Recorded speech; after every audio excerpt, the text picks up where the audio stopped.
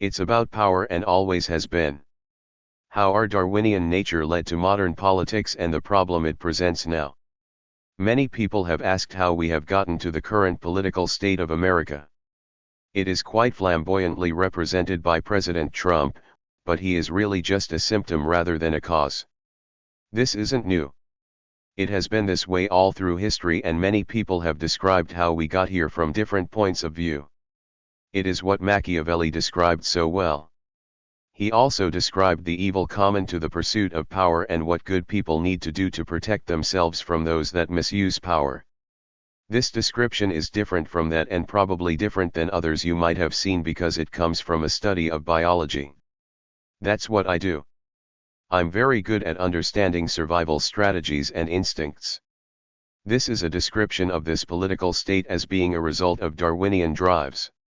It isn't as interesting of a description as some, but it has the benefit of being systematic, showing the root cause, describing the nature of its danger, and being predictive. It shows why the endless battle for power is a greater hazard than it has been in the past, because civilization just keeps creating greater powers, and yet those that pursue power are naturally in conflict with the more cooperative nature what humanity needs to maintain the civilization we depend on. This is a trip down a rabbit hole to find the roots of the problem. My answers tend to end up at because evolution made it so. Like any explanation, it is to provide an understanding. For some people, it will seem illuminating. For some people, not so much. The purpose though is to give a new way to look at the problem and to describe root causes. Recent events aren't a one-off thing, and its cause needs to be understood as powerful, ancient forces that must be managed if human civilization is to survive and if humanity is to remain more than animals. This is a description of power, its source, use, and misuse. This is about power in and between nations, but it also applies to societies, families, businesses, or anywhere that competition can block needed cooperation that would usually work better than blind competition anyway. This is about gaining power by winning at any cost, even if the cost is civilization itself. The economist Robert Reich wrote an article for The Guardian about how it seemed that one political party was quite good at winning elections but not good at governing, while the other political party was good at governing but not at winning elections. Truer words have rarely been spoken. One group creates power and one works to seize it. So who are these two groups and what do they represent? One creates power. The other works to control it. For shorthand, call them the creators and controllers.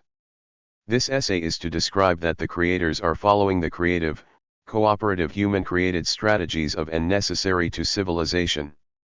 The controllers are following a blindly competitive, exploitive Darwinian strategy created by nature. This is the dichotomy of power. One creates power. One works to seize power.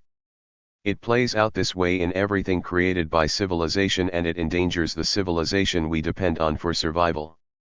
I read a post on social media that asked, after the time of Trump has passed, will you forgive them? There's a problem with that. A common answer was yes, but I won't forget. That's not going to work because they have no intention of ever forgiving you. If you look closely, this is a war. Right now it is a war on liberals, but it used to be called the culture wars. Before that, it was the war between religion and science with battles like the Scopes trial. In and out of that it has been called the class war. Before that, it was just wars of kings, families, tribes, economic interests, religions, and warlords of every type vying for power, usually by violence. This war for power in civilization goes way back to when Socrates was convicted of impiety and corrupting the youth. It went well before that to when anyone challenged the traditional power structure. Forget forgiving them. Not only are they not going to forgive you, but they will keep making war on you until they control you. You need to understand and remember that. It's about power and always has been. It is driven by our biological nature, and the only way to prevent this problem is to understand it, watch for it, and use human tools such as philosophy and law that were created to prevent it. Without knowing why though, you won't even be able to do that. The problem is that the controllers inherently endanger civilization because the destructive, inefficient Darwinian strategies that they use inherently work against the cooperation and investment that are essential to civilization. What has made it worse is that the interconnectedness of the modern world has morphed the competition for power into an ideology between those that want to control the power and those they want to control. Greater powers exist now than ever before, and now control includes sophisticated propaganda and surveillance. The power cannot be left in the hands of the controllers because there are ways that they can get an almost unbreakable hold on it. Their vested interests will be to prevent change to protect their power. Without change, the future of humanity is at risk.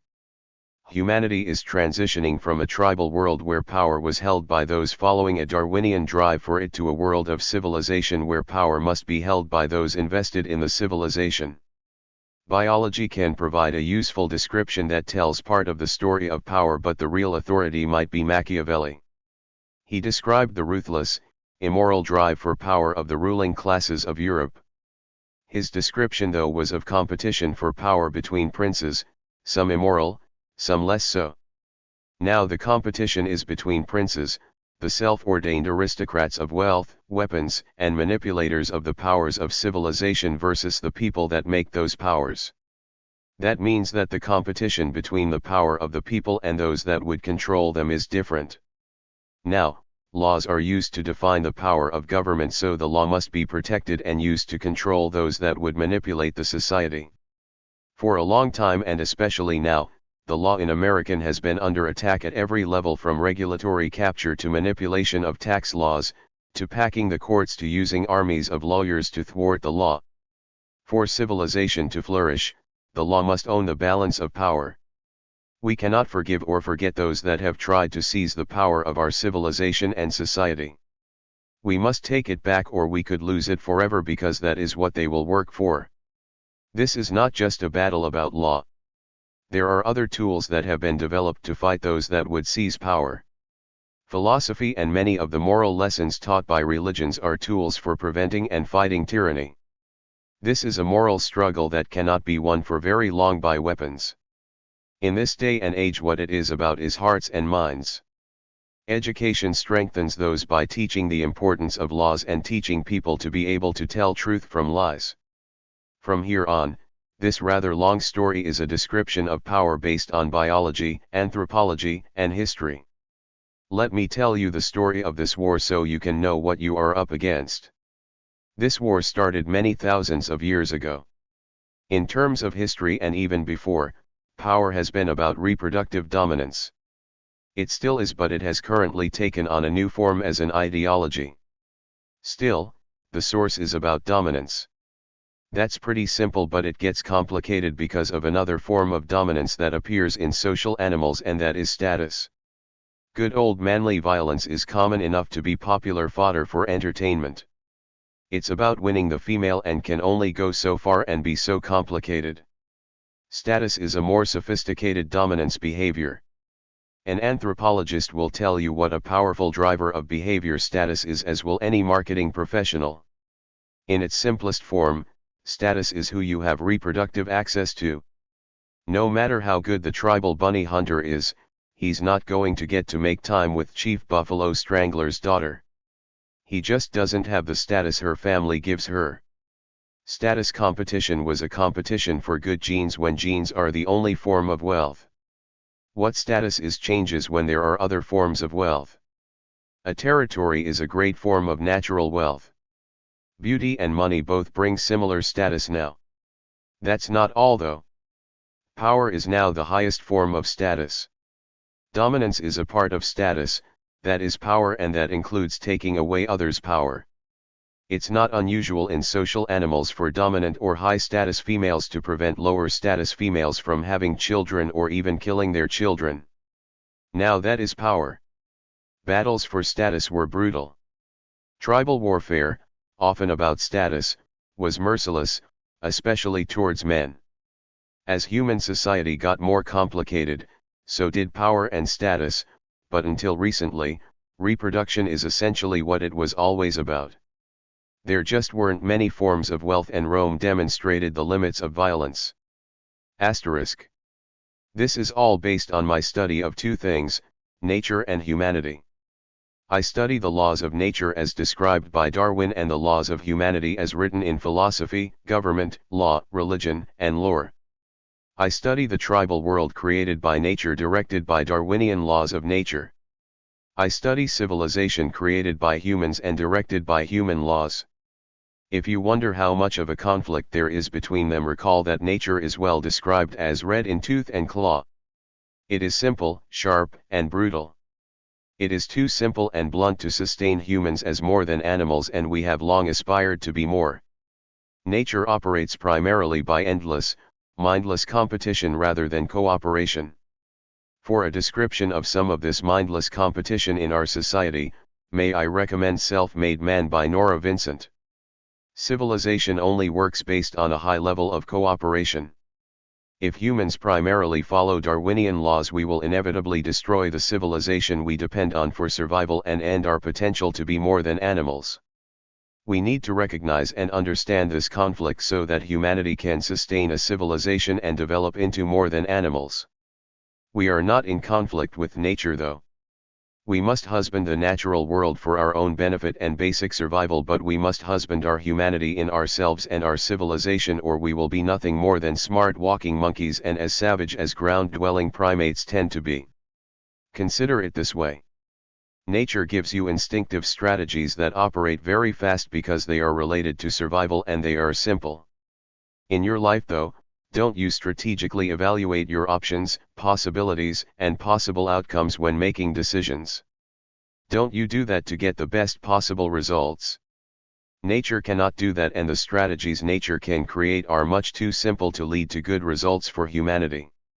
To describe the biological history of this conflict between the Darwinian strategies of nature and the strategies created by humans, one could go back further to when humans last made a major change in their ecology. This is when humans entered tribal hunter-gatherer-scavenger ecology based on bipedalism, exceptional eyesight, and tool use. This was the time of the fossil called Lucy about 3 million years ago, and humans still had small brains then. We weren't well adapted to that new ecology and seem to have been struggling to survive. It drove the rapid evolution of the human brain and unusually cooperative social behavior that we can still see today. Humans struggled to survive and were often the favorite prey of large cats. Not only couldn't we fight each other, we had to help each other. We kept evolving, especially our minds. Then, starting perhaps about 150,000 years ago, it seems there was an evolutionary development of the parietal lobe and some real reorganization of the human brain. This created the modern human. We were no longer just hanging on. We dominated the environment and killed those pesky cats. We killed just about everything else, and since we weren't in much danger of extinction, we started killing each other.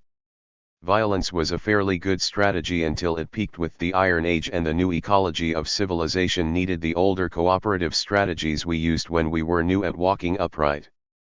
In history, this conflict in Western civilization started in the Fertile Crescent maybe as long ago as 8,000 years. Maybe even longer. What matters is that civilization was based on farming as opposed to the hunting and gathering of the tribal humans before them.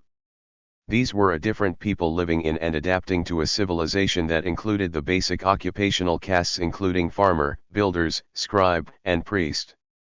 C.D. Darlington said that it was 3 tribes that came together originally, but all knowledge of those times continually develops. The priests had the knowledge to direct the planting based on astronomy, and they had the knowledge to direct the construction of the irrigation systems that the farming was dependent on. They and the scribes organized the society. The builders built the city and what other tools were required, such as for farming. The farmers grew most of the food the civilization depended on. Hunting and gathering would still have provided much food, as the farmed foods were often valuable as trade goods. There were some somewhat domesticated animals. This civilization was fairly stable and developed over thousands of years, leading to better farmers, better farming methods, and better crops. It always required cooperation, including between different peoples. Civilization was actually a new ecology. It was a new niche for humans to survive in that didn't exist in nature. Farms and cities had to be built. It was a pretty amazing new ecology that even then could support about 20 times the population that a tribal ecology could support. It was based on strategies that humans created and that were qualitatively different than any strategies before or that nature could produce because they were based on complicated cooperation. Nature's competitive strategies can have some cooperation but nothing like was needed for a farming civilization. Darwinian strategies and cooperative strategies are just in conflict due to genetic factors. Nature and its strategies are selfish. This kind of cooperation was a new strategy and has been the key to human survival since we entered this new niche as it was for early bipedal humans.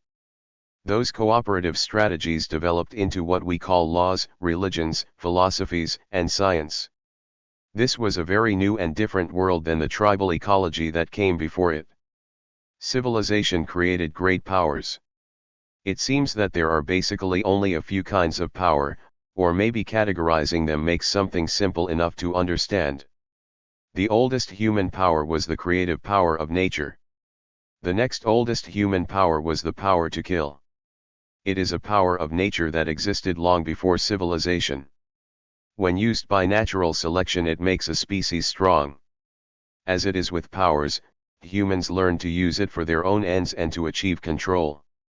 It could even defeat the creative power of nature when used to slaughter other humans and whole species of animals. In some ways, how humans used death was different from how natural selection used it. Civilization created new powers of economics, law, morality, faith, technology, philosophy, politics, ideology, and others. History best shows the development of those and the development of those that seized control of those powers. Look towards the beginnings of Western civilization to see how this developed. I expect it is similar for the root civilizations of the Indus River and Yellow River, but I haven't studied that history in detail. Western people have two common aspects of culture. We are all descended from both farmers and herders that had different natures. Yes, there were other civil castes such as builders, scribes, warriors, and priests, but they were fewer. The civil populations did grow, but we are still all descended one way or another from farmers and herders, and that defines this war. I know that doesn't look like much of an answer, but ultimately it is a very important point to show the difference in strategies and who uses them. The herders embodied the competitive Darwinian strategies and the farmers embodied the cooperative, creative principles and strategies of civilization. The challenge for the farmers was the earth, weather, and vagaries of nature.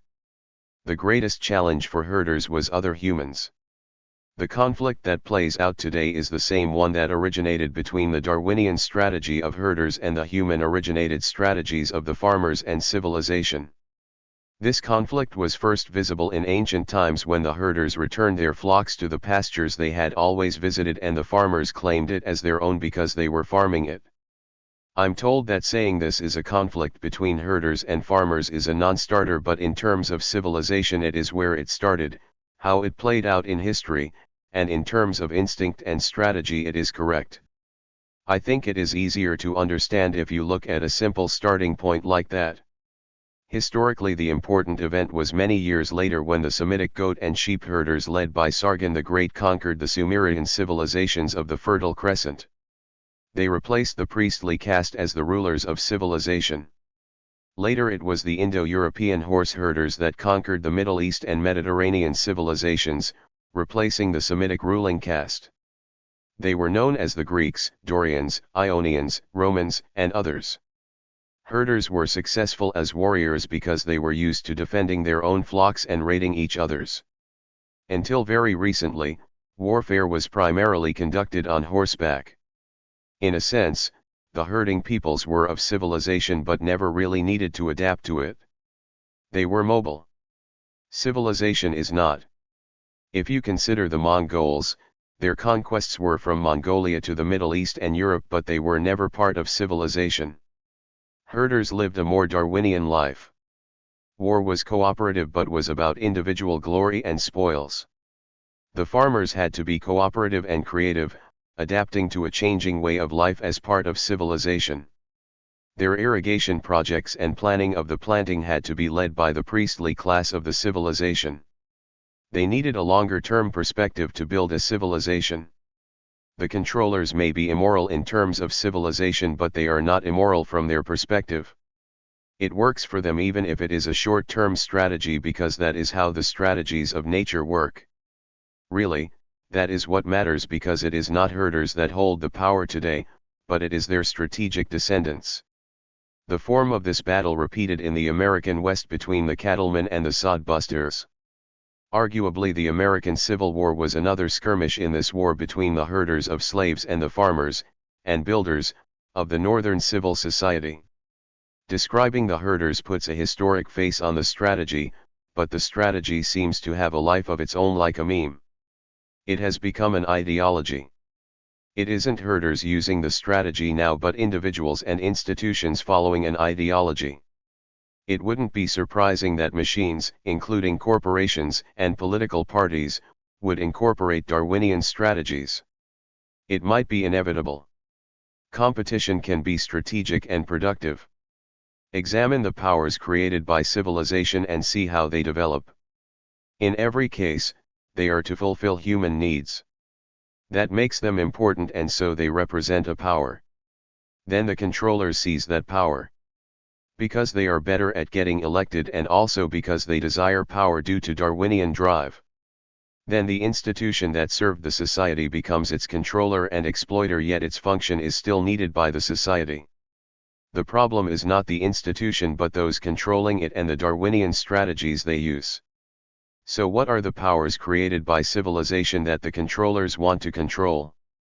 It's a fluid list, but could probably be covered by including military, economic, technical, and religious or moral institutions.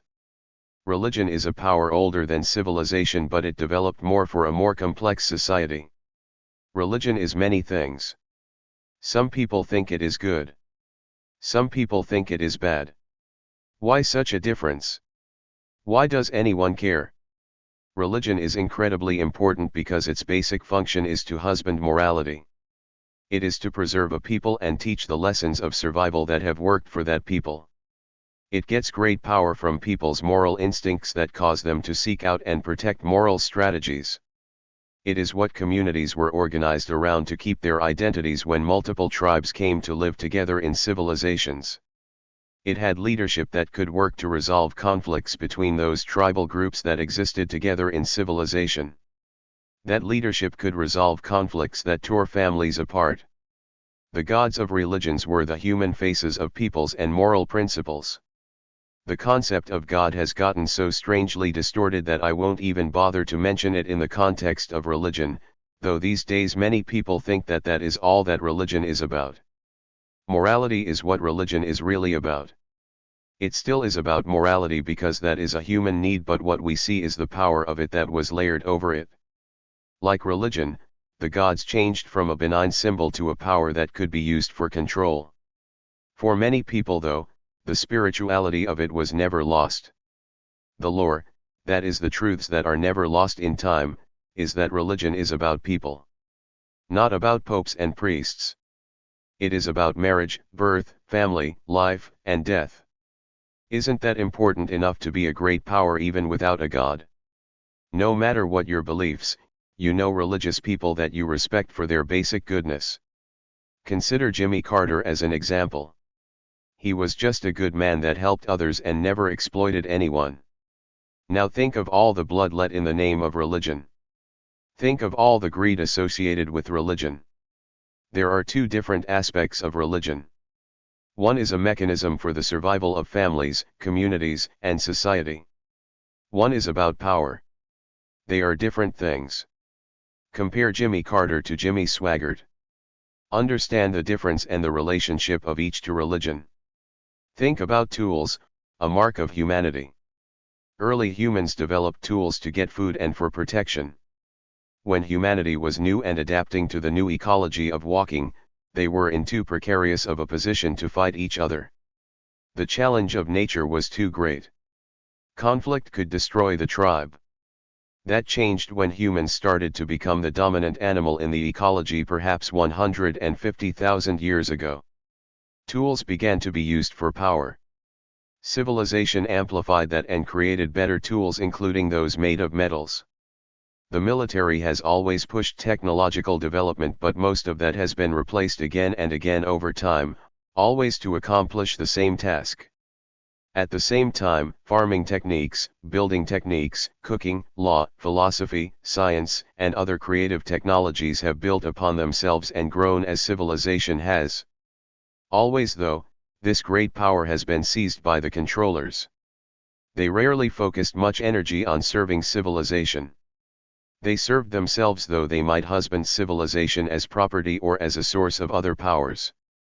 Think about the economic wealth of civilization created by the people, technology, and science of the society. The commonest lot in history has been to live lives of quiet desperation while the controllers used the wealth for their purposes, which were Darwinian-driven competitions for status and power. Many individuals created great wealth and held it for their lives, but it was always coveted by the controllers for the power it gave. The desire for power is the elusive source of the worst kind of greed. Greed is the desire for wealth, and it may only be that. Many people want wealth and some create it, while most just accumulate existing wealth. Investment is a powerful strategy. The problem is when greed is a desire for wealth for the power that wealth gives. The limitlessness of that kind of greed can only be explained by Darwinian-inspired madness, and that is the characteristic of Darwinian strategy. It is blunt, stupid, and there is no off switch. Over and over it has led to the exploitation of natural resources to destruction. In the pursuit of wealth, those following Darwinian strategy will starve all others, not just to increase their own wealth but also to rob all others of their power. Over and over history is made when the overreach and greed of the ruling class has beggared those that create the wealth of the civilization. Some were stupid enough to fool themselves about their roles and said, if they have no bread, let them eat cake. Others said it was God's will, perverting a good institution. Others said, we'll do what we have always done and kill them if they resist. The modern method of control is to lie and use ideology to weaken the people and turn them against each other. It's all about power. Here again there is a dichotomy of belief and strategy. The Darwinian drive is to hoard wealth and power for the family and tribe. Many people in civilization have a different concept of wealth. They have a great ability to create wealth by human creativity, say Elon Musk, or by investment, say Warren Buffett, or by being in the right place, say Bill Gates. They recognize that they are part of the civilization that created the wealth and that the wealth is part of the civilization.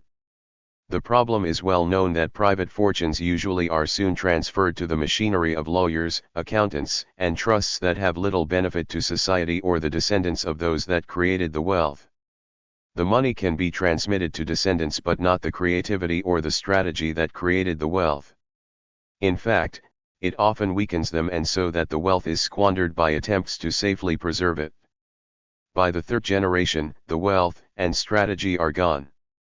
Wealth is a facet of the ecology of civilization. It needs to be recycled just like the leaves in a forest are recycled. An inheritance that can benefit children is a great thing. Trying to preserve great fortunes is a waste of time and resources and can actually be a hazard to individuals and civilization. Many wealthy people figure that out and put their money back into the society and culture. Civilization needs to support the creative individuals and help them create wealth, but the wealth needs to serve their descendants or the society rather than just being hoarded with the predictable problems of tribal strategies in the modern world. Static wealth just disappears. Working wealth grows. Wealth also must not be created at a huge cost to the society and the commons as it often has been in the past. In history, peace has often been made by marriage. The conquering herder tribe married into the ruling classes of the civilization. That was a primary spoils of war. Warring families married to make peace and increase their power. Competition in all ruling classes is sharp, and the only ones that survived were the smart ones that could lead and organize society. The ruling classes took on the Darwinian strategies of the herders, or perhaps the herders absorbed the cooperative strategies of the peoples of civilization. It was both, but history is the story of a leadership class with extreme Darwinian instincts for competition, filling human history with the stories of war and conflict. In the Iron Age, it was tribal nations that fought wars, and it was more closely related to survival.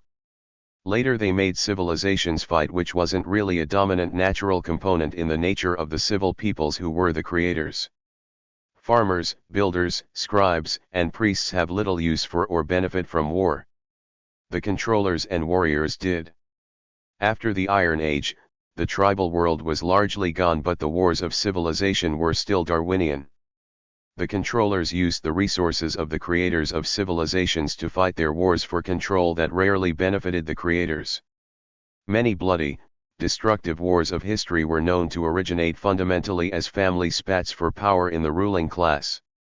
They took gambles leading to war and might win big, but the civilization they led into war always suffered and rarely benefited. The cooperation of civilization is inherently a win-win strategy. The Darwinian strategies of the controllers are inherently win-lose as well as being blindly exploitive. It is mirrored in the behavior of commercial harvesting of wild crops. There is no off switch and the crop is normally harvested to destruction. That is how they will treat civilization. You do have to be careful not to become an armchair historian making moral and strategic judgments of the events of history. The military ruling classes did build civilization. Militaries have always driven technological development. The disruption of wars prevented natural stagnation. The controllers did organize and lead the society. History is a horror story, but it is how we got here, and we are strong. We are all descended from those warriors. The question is whether this pattern can continue, or perhaps even what variation of it is desirable. In general, the differences between the ecologies of the past and the future are great enough to suggest that there has to be significant strategic change. That is what happened when Rome fell. An alternative to unproductive violence was needed. You can see it later in more modern politics. We don't have kings anymore, and it was more because of the problems with the kings than the superiority of the democracy. Democracy is the worst form of government, except for all the rest, that are about power. It looks like the same will be true of the royalty of wealth as well. Greed can lead to productivity, but ultimately it leads to greater destruction than creation. Another useful description of the two strategies and their incompatibility might be in the Bible. The Old Testament is the story of a brutal strategy for a harsh time written by Semitic herding peoples. The New Testament is a strategy for a people trying to make their way in a cosmopolitan, internationally connected, city-based civilization that emphasizes cooperation and nonviolence. In general, there really aren't a lot of other strategies for humans to use. The Bible says that the two strategies are basically incompatible and that the laws of the New Testament replace the Old Testament. Laws have always been powerful tools for civilization, but never before have laws been so important, because now nations are created as legal compacts. Lawyers play the roles of warriors fighting for their patrons in court. Laws are such that they can create multi-generational institutions like royal families. That can represent great powers. Economic power is often used to manipulate the law, often to increase one's wealth and the power of that wealth. It is often cheaper to buy laws than to pay for breaking them, or to pay taxes, which are the price of civilization. That is a case of killing the goose that lays the golden eggs, because most real wealth is a product of civilization and they endanger that. The United States is particularly Darwinian. It has great natural wealth, and it was positioned to create the great fortunes that were characteristic of the industrial age as the nation was being built. The great personal fortunes started to be created about the time of the American Civil War and came to represent great powers that are powerful actors in our nation today. One of the earliest was created by J.P. Morgan, who sold rifles to the Union Army. Like the railroads, much of this wealth originated in Western mines. The growing country supported rapid industrialization that created more fortunes, that promoted technological development that created more fortunes. These fortunes often were in conflict with the working class that created the wealth, and battles were fought between the nation and financial entities such as monopolies and trusts. there was a lot of wealth to go around, but the controllers did a pretty good job of hoarding power and wealth, precipitating social crises addressed in the times of both President Roosevelts. Franklin Roosevelt was from the ruling class, and much of the reason he created the New Deal was to prevent a revolution by the working class from occurring due to the excesses of those in power. This problem quieted during World War II, but the Cold War amplified the individualist versus collective strategies. Part of the response to the Cold War was a practical political anti-collectivist ideology of the government. This was matched by an individual one as well. The governmental response might have been represented by the Cold War, but there were immediate attempts to grab political power by the likes of Joe McCarthy. The non-governmental attempts to control the society were by the likes of the John Birch Society. After WWI and World War II, that marked the end of the various monarchies and their dominance of power, is when you really see the rise of modern ideologies to fill the power vacuums. In ways, ideologies were like umbrella organizations. You had the many ruling families of royalty, but they all claimed that their authority came from God, and as much as they might fight each other, they would fight together to protect that claim. That was essentially an ideology, but different than modern ones. Now there are more and different powers in a society, but again those that desire power work to control them all, and they will work together to protect their ideology of control. While the controllers of wealth, politics, religion, and war may compete for power, they learn to unite in their ideology of control. Then they will work together like the different kings work to protect their power based on divine right. That is an ideology. With the Enlightenment, the political authority was questioned, and the rationalists tried to come up with a new source of governmental authority. John Locke is best known for saying that governmental authority had to be based on the consent of the governed. That was a new ideology in conflict with thousands of years of rule based on power and divine authority. That concept was a foundation of the first modern democracy, the United States of America. The majority of the constitutions of democracies in the world derive from the American Constitution that famously begins with the words, "We the people." Others inherit from French democratic principles that have the same foundation. This has been a long process. The conflict between these ideologies have played out as history. The conflict has had many names and battles. A government might call itself democratic, socialist, a republic, or many other things, but the authority can only come from one of those two sources, power or consent. Ruling classes have generally done a good job, because if they didn't, they were replaced, such as in mid-20th century China. Troubles came when the power had to be transferred, or if they got too successful and couldn't easily be replaced, such as Tsarist Russia. Then you have political and social chaos that is fertile ground for others seeking power. There will always, though, be a conflict between the two ideologies, because the Darwinian drive for power resists any compromise or share of power, especially with those that do not follow the ideology of power. Those who seek to control power will always seek to weaken all others that even might compete with them for power. No matter what name is put on a government, it is about power.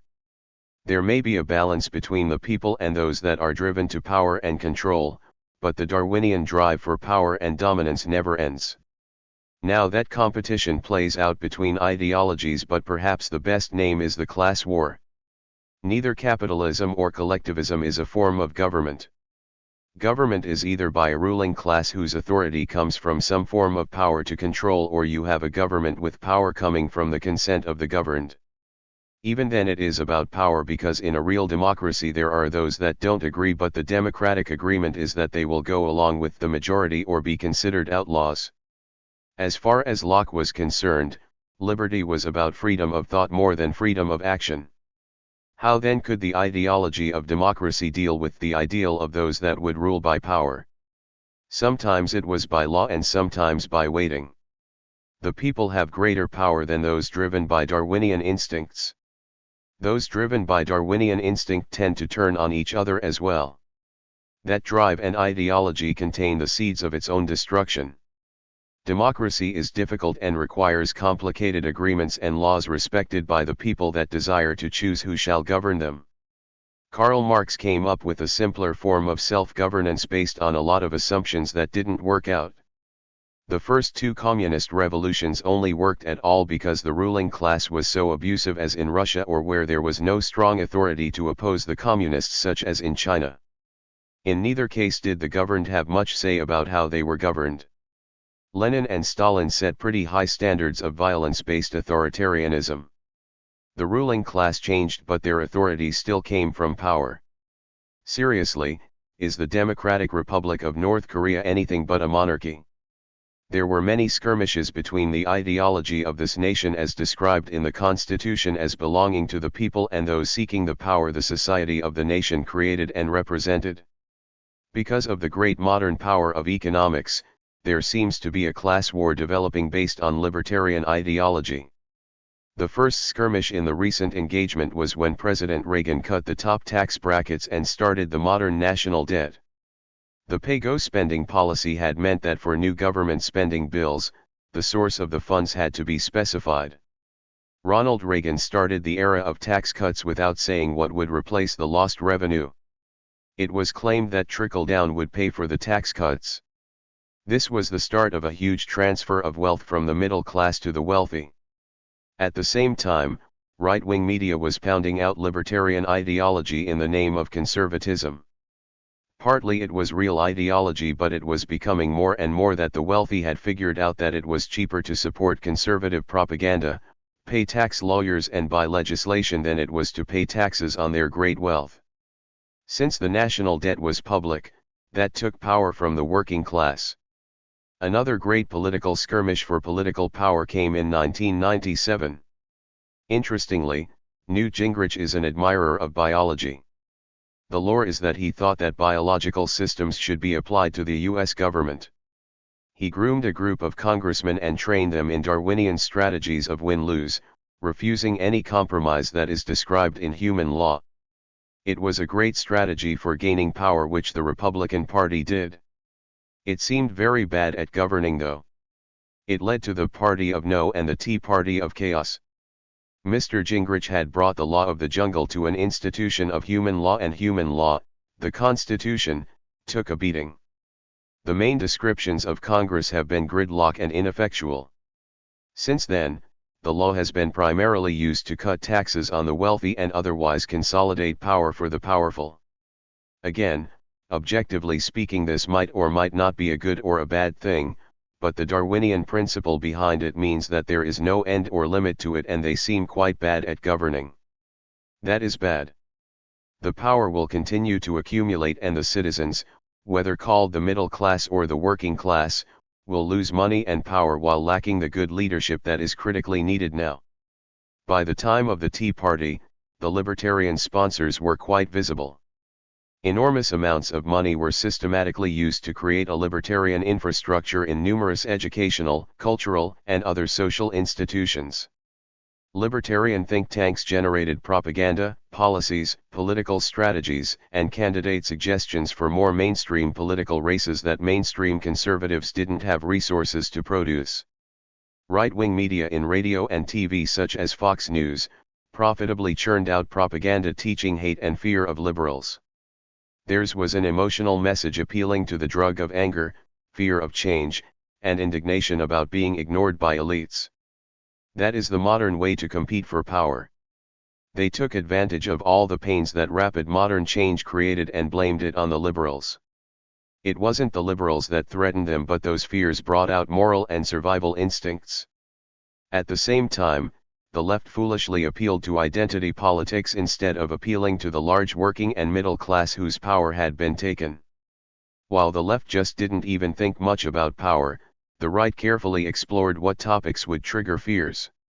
Abortion, pedophilia, race, threats of gun confiscation, and even Satanism were found to get traction, but it was especially indignation at being ignored by coastal elites that got rural blood to boil. Conspiracy theories were cheap and plentiful. The transfer of wealth continued as the national debt climbed due to tax cuts and bad policies such as the Second Iraqi War and deregulation that led to the Great Recession starting in late 2007. The right could win the presidency but were terrible at governing.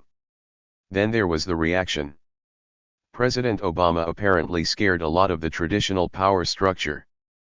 3 decades of anti-HRC propaganda worked great.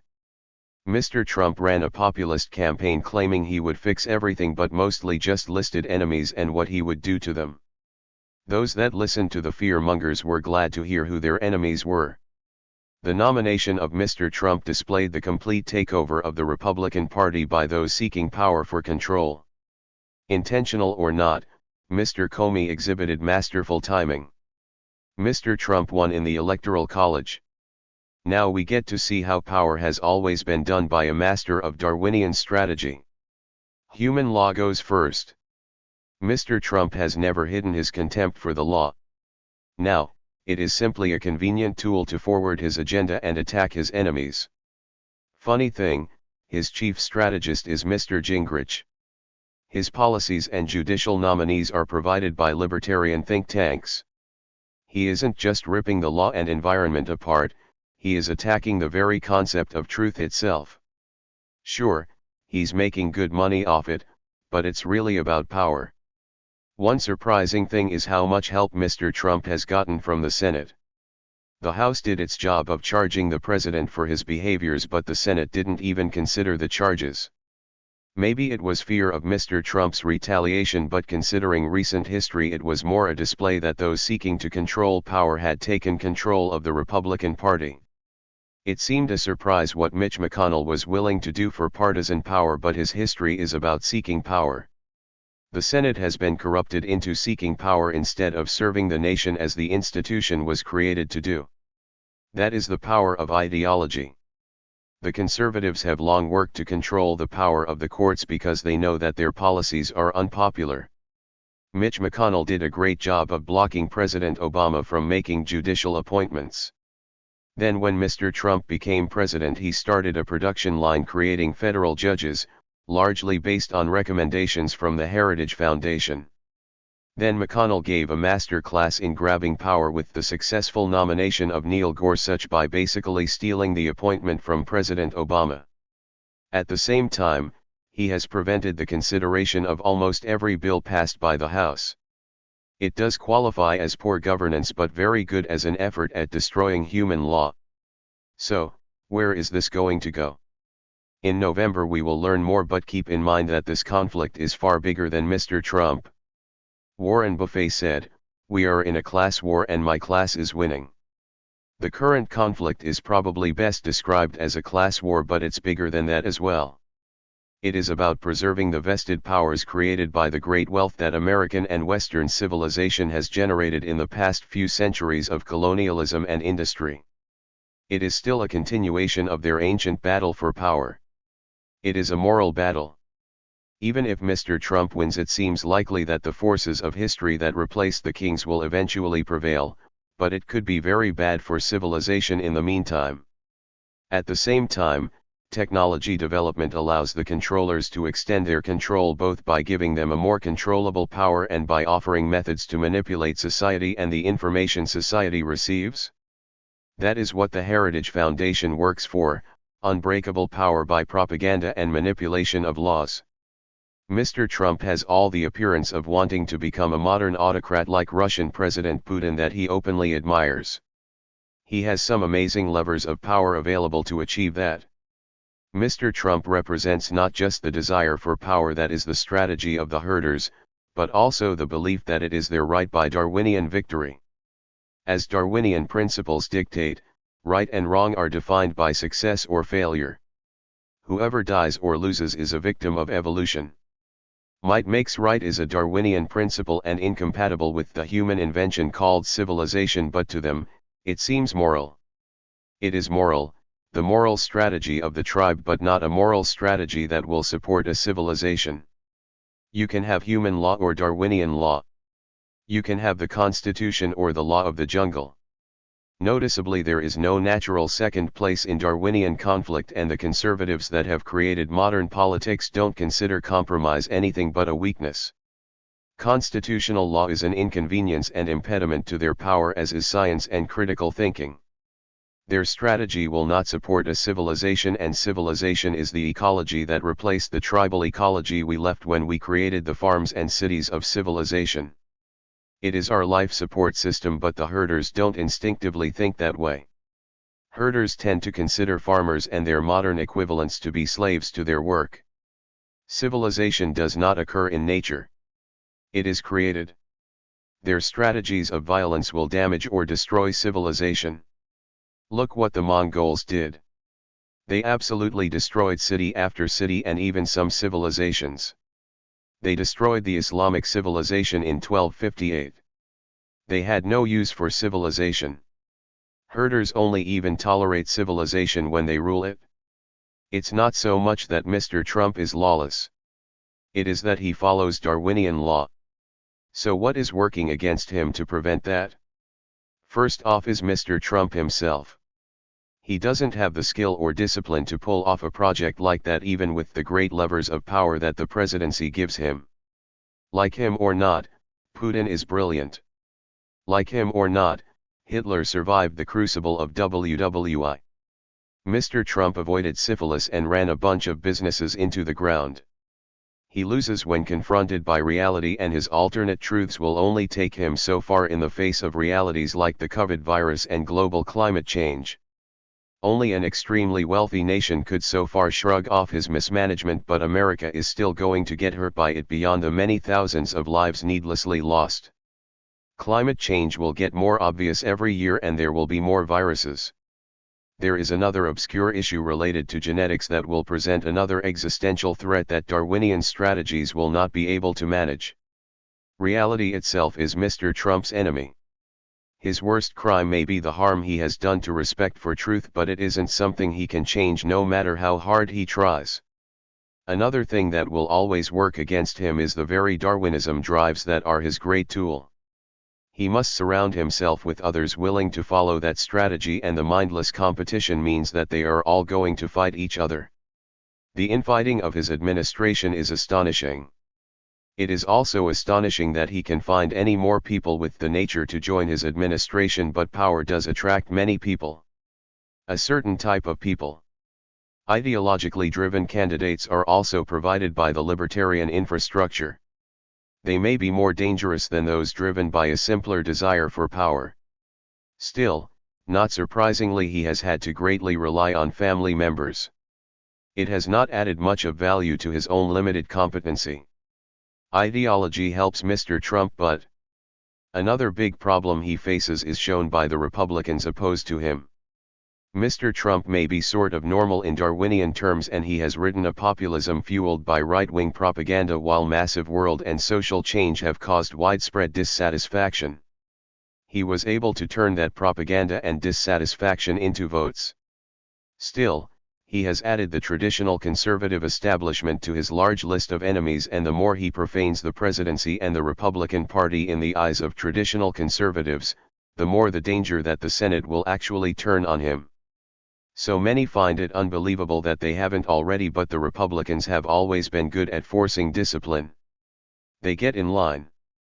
Organization has always been the controller's greatest strength. Between the danger of retaliation by Mr. Trump and Mr. McConnell's Senate leadership, they haven't broken ranks, but you have to wonder if that can last. Mr. Trump accumulates enemies but does not add friends. The more success he has at grabbing power, the more he will alarm those that have fought for freedom. The United States is a poor place to try to have an autocracy or kleptocracy. An autocrat must attack and consume other powers. That could make the Senate his next target. If this is a class war, the next people he would go after are those that have the wealth, that have supported libertarian ideals the conservatives have used since Mr. Gingrich's efforts. Putin demonstrated how to bring the oligarchs to heel once he controlled the government and law. Libertarian philosophy is anti-statist. In the terms we are seeing, that seems to also end up being anti-civilization. If a primary motivation of current libertarianism is the avoidance of paying taxes, as current legislative history suggests, that is another problem, because taxes are the price of civilization. It's rather short-sighted as well, because obviously, all great modern fortunes derive from features of civilization. Mr. Trump does not create wealth of any kind. His habits were learned from his father. His style of leadership was learned from another group of New Yorkers. You can't have a functioning civilization with that kind of leadership.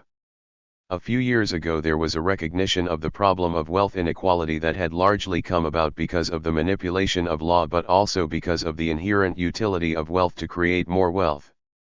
Machines have become more efficient. At the time there was a recognition of the problem, and since then it is recognized that the wealth disparity is accelerating. Objectively speaking, it is not considered maintainable. Subjectively speaking, there is a shrinking middle class. Vacations are often a thing of the past. Education is a necessary but extreme expense. A medical problem can and does destroy families financially. Housing is extremely expensive, and ownership of much of it is shifting into the upper financial loop as an investment target where it is inaccessible to the middle class. Much of marketing has shifted from the mass market of the middle class consumer to a large class of the extremely wealthy. The power of law is used to maintain that wealth. The real point of this is that it is not a sustainable state. Capitalism worked great, but then power in various forms was used to capture regulation and law. Tax law was manipulated in the name of trickle-down that transferred trillions of dollars from the working class to the wealthy. Is something going to stop this? Usually, the answer to that would be that the solution has to be political, but still maybe not. What will not change is the Darwinian drive for power. We've seen how this turned out in the past. There will be a revolution, either colored or Darwinian red. What is to be done? First, clarify a couple of terms starting with capitalism. Capitalism is the use of capital as a tool for productivity. It's called investment. All governments and institutions use that, whether democracy, monarchy, socialism, or none of the above. It is an economic system based on investment that has worked pretty well for creating wealth. In the US and the West, capitalism is also the name given to the ownership system maintained by the power of law. It is the economic tool used by the controllers to maintain their power. If you look at the charters of corporations in the past, they all recognize that they are created to supply a need. They often even included explicit warnings to not let the power of the corporation get controlled by those attracted to that power. The power of a corporation was to fulfill a need of the society. They considered themselves to be community and national citizens with responsibilities to the society. But corporations, like other powers, will attract people that want the power to serve them, and they will remake the corporation into a Darwinian thing that uses Darwinian strategies. Ideology has changed things to where too often it is taught that the purpose of the corporation is to make the shareholders wealthy rather than serve the society or even to fulfill the need that they were created for. This is how Darwinian systems work. Like money, they never sleep. There is a loose end to mention. That is why would anyone support people that are trying to control them? Years back, a reporter asked a Palestinian why they followed Yasser Arafat when his wife lived quite well in Paris and he seemed much more interested in taking care of himself than in taking care of the Palestinian people. His reply was, "But he is our sheikh." If you think of it in terms of anthropology, it makes sense. Leadership then and now is so important to a people's survival. I think in the modern world that we may forget this some because our leadership has become institutionalized within a framework of law that is the Constitution. It's still true though. A nation with great laws and strong institutions still needs good leaders to be able to thrive. This was more true in a tribal society. They were so dependent on their leadership that it would be surprising if there wasn't a strong instinctive drive to follow that leader, just as we can easily see strong innate drives to seek out and protect moral systems. People have gone to war for them over and over. It seems unbelievable that in this day and age someone who seems like a living contradiction to our moral heritage could find followers, but in the past survival has depended on leadership by a strongman. Their followers do not judge them by normal moral standards. All through history, including recent history, we see this happen. Whether Jim Jones or Adolf Hitler, humanity is susceptible to manipulation of our fears, prejudices, and instincts. Again, the same tools of philosophy and the lessons of religions are the only way to fight this. The people of civilization must fight back. ******. How can civilization fight back against these powers? It can only fight back so much by the strategies Machiavelli taught of fighting ruthlessness with ruthlessness. Civilization has to fight back by its strategies and moral rules. It works by education. All social and professional organizations have traditionally had moral education as a foundation, whether it was 4-H, Elks, Masons, Scouts, school sports teams, etc. It was easier when fighting for God and country, but in this existentialist age, we have to fight for the future of humanity and the civilization that is our life support system. Power is something that civilization creates, and it can be used for creation as wealth can be used for investment. Civilization also has a power that comes from people. That's why democracy and civilization go together. Civilization does need to use that power to take power from those that would misuse the powers that civilization creates. It used to be that even corporate charters included moral statements that recognized the danger of those seeking to control their power while recognizing their own function of fulfilling a social need. American society may have gotten a bit soft due to its wealth, but it is used to freedom, and the same drives that created American freedom are still there, just like Darwinian drives are. We will not survive by going backward. We must accept the problem that the future is uncertain and still move forward, because that is our only chance of survival as more than animals. This is why the Greeks created their civilization. They could look out of their city gates and see humans in a state of nature, and it wasn't pretty. Philosophy is one of the greatest tools of freedom and weapons against despots. Despots cannot stand the light of truth. One way or another we will be reminded.